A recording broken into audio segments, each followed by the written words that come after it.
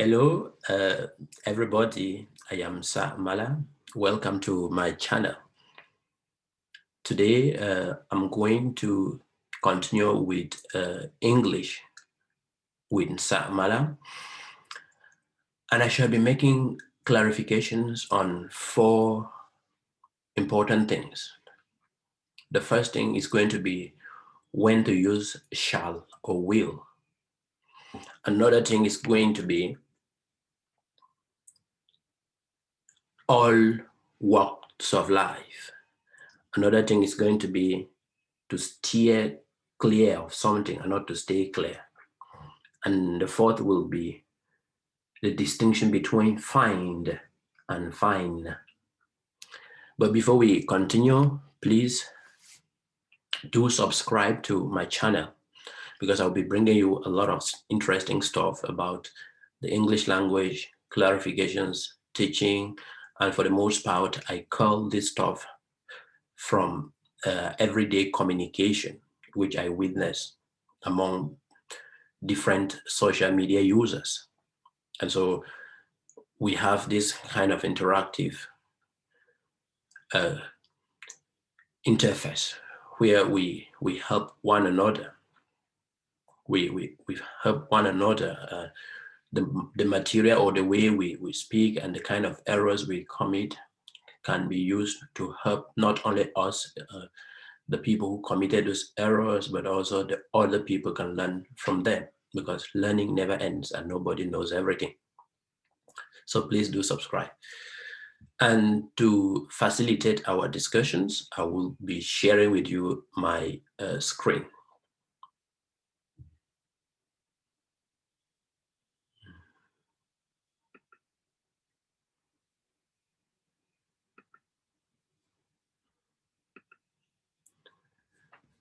So here we go. The first thing today is shall versus will. We have to note that both shall and will are modal verbs. Modal verbs, it means they are auxiliary verbs. It means they are helping verbs. They are verbs that cannot actually be used on their own. They can only be used to accompany independent verbs in the infinitive form, in the base form. And their usage, the usage of shall and will, is often confused when we watch the way interactions and discussions go online and offline in everyday communication.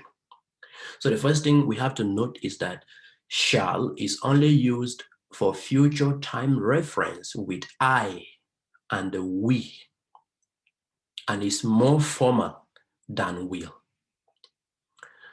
So, for example, I shall work tomorrow. I shall work tomorrow. Another example, we shall not attend the conference next month. We shall not attend the conference next month.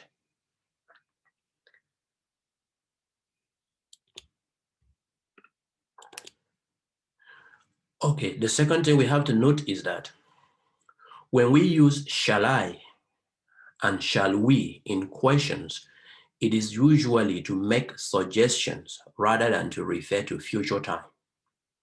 Examples: it's getting late, shall we go home? It's getting late, shall we go home? It means I'm suggesting that we should go home because it's getting late. Another example: shall I invite Lum and Ngono to the graduation? Shall I invite Lum and Ngono to the graduation?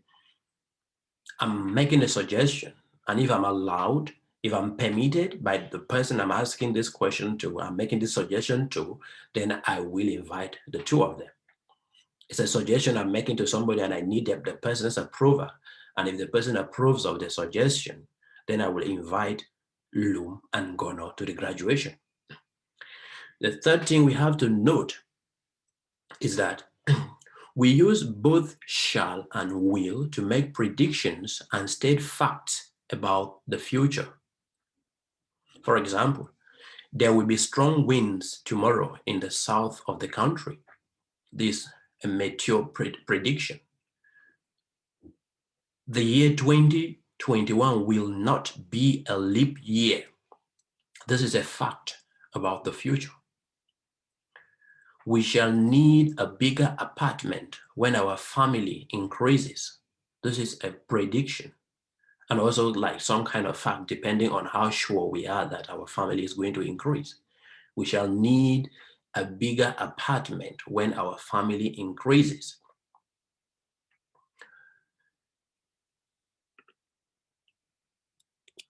Next, the fourth thing we have to note is we use both will and shall. Usually in the short form, the short form is the apostrophe double L, L, to announce decisions and to make offers.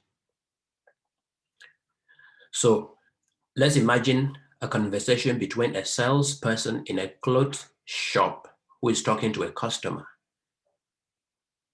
The salesperson says, which size do you want, medium or large? Then the customer says, I'll have large. This is a decision. So the person has decided to have the large size. I'll have large. Wait, I'll open the door for you. This is an offer. Somebody's making, wait, I will open the door for you. Wait, I will open the door for you. This is an offer somebody's making. So, and it is not wait, I open the door for you. No. When you say, wait, I open the door for you, or wait, it is not an offer. It's like a command, or it's like an injunction. But when you say, wait, I'll open the door for you, it's an offer. You're offering to help open the door for them.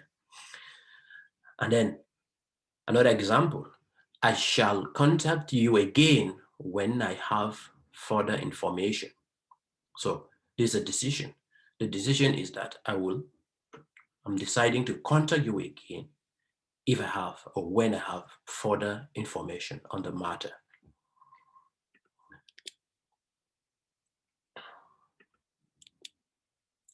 Now, let's talk about all walks of life, or different walks of life, not works of life. And please remember that W-O-R-K is pronounced as work, not walk.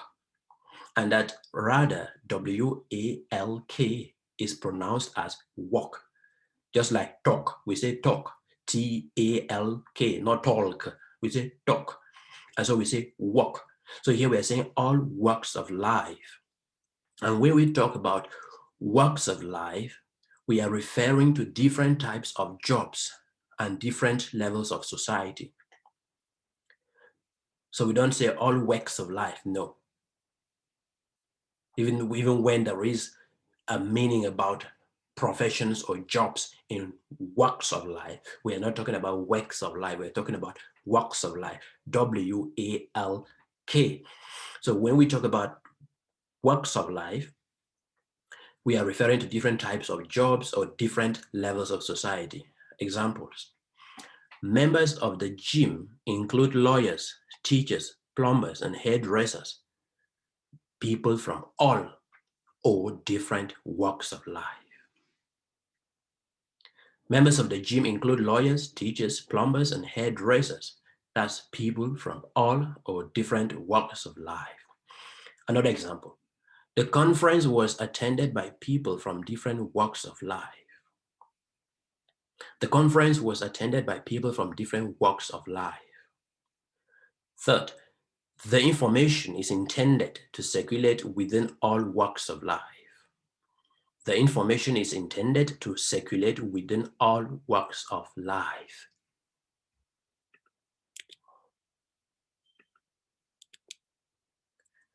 Next, let's clarify this.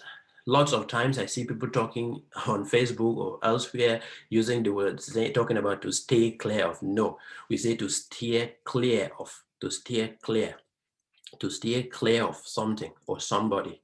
To steer clear of somebody or something means to avoid someone or something that seems unpleasant, dangerous, or probably or likely to cause problems.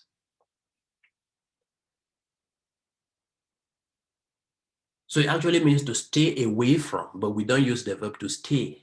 The expression is steer clear of. So first example, her speech steered clear of controversial issues.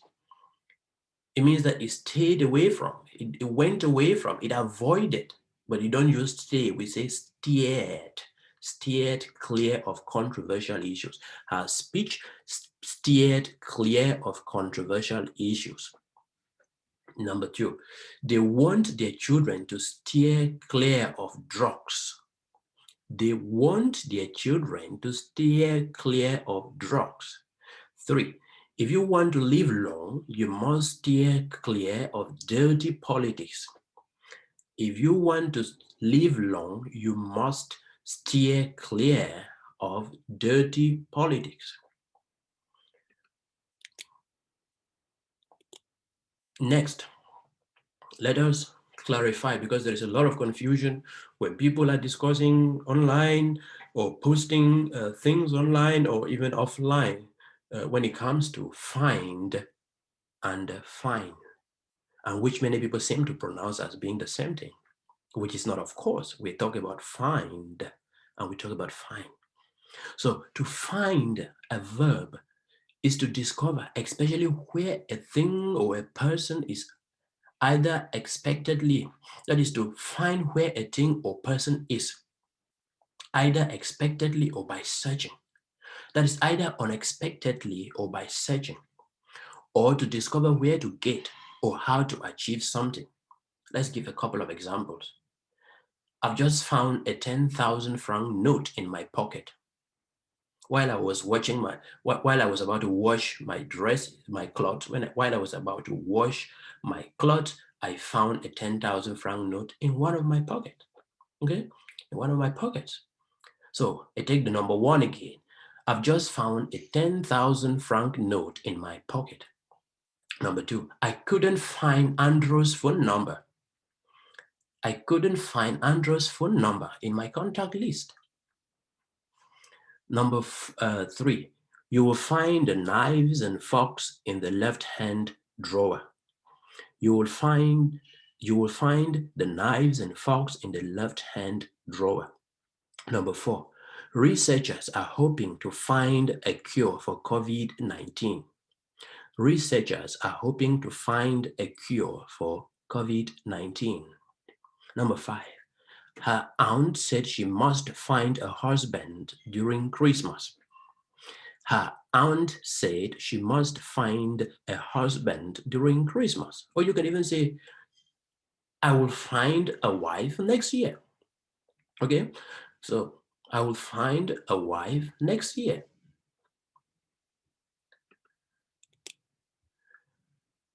Now, fine as an adjective could mean good or good enough, healthy and well.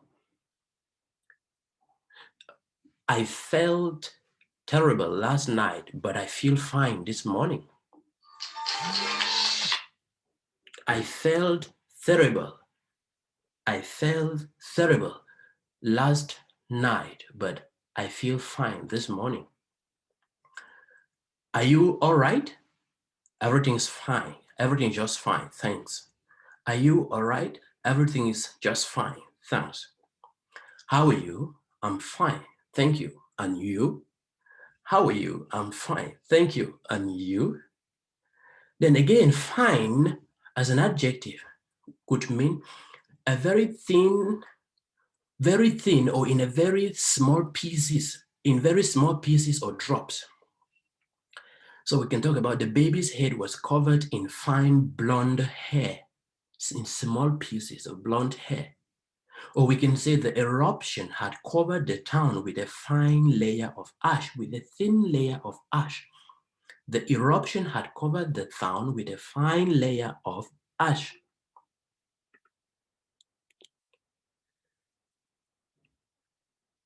Fine as a noun means an amount of money that has to be paid as a punishment for not obeying a rule or law. The maximum penalty for the offense is a 50,000 franc fine. The maximum penalty for the offense is a 50,000 franc fine.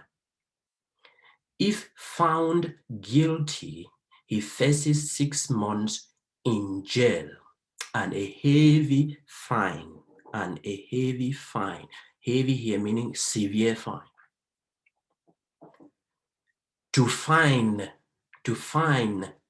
as a verb, to charge someone an amount of money as a punishment for not obeying a rule or a law. Drivers who exceed the speed limit will be fined heavily. Drivers who exceed the speed limit will be fined heavily. They fined him 20,000 francs for using threatening behavior. They fined him 20,000 francs for using threatening behavior.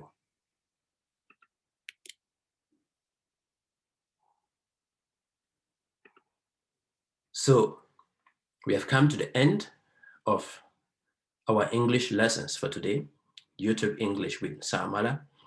And before we go, please subscribe to this channel, either on Facebook or on Twitter or on LinkedIn, or here in YouTube. You are free to contact me with words or expressions that confuse you and you want us to clarify them. And I can always take them in the next session of these live videos, or in another session. I can always program them to fit in with my plan of work for the things that I want to be correcting and the things I want to be teaching.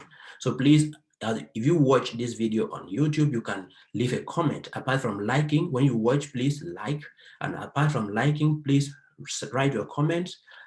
Either you appreciate, or you would make suggestions for more corrections, or even suggestions about something you thought that I didn't do it fine. I'm open to criticisms, okay?